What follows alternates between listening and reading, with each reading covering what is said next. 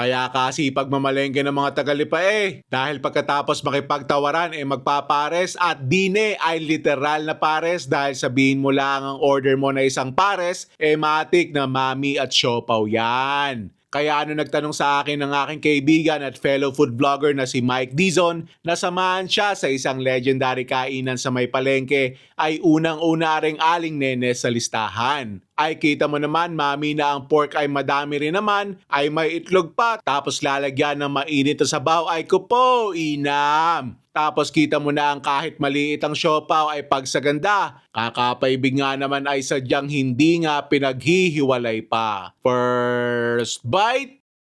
Thank you, Lord! Ay, di naman napahiya sa bisita. Sarap na sarap din siya kahit marami na siyang nakain na Mami Siopaw Combo sa Maynila. Yun nga namang sabaw na malasa na tipong kaunting timpla na laang at paminta na laang ang dadamihan. Tapos ang siopaw na malambot at di pinagdamutan ng masarap na asado na ang ganda ng pagkakahimay. May manamis-namis pa na sauce ay toong pandale. Klaseng nagpaplano ka na bukas ay mamamalengke. Ay siya tigme kung napapaibig!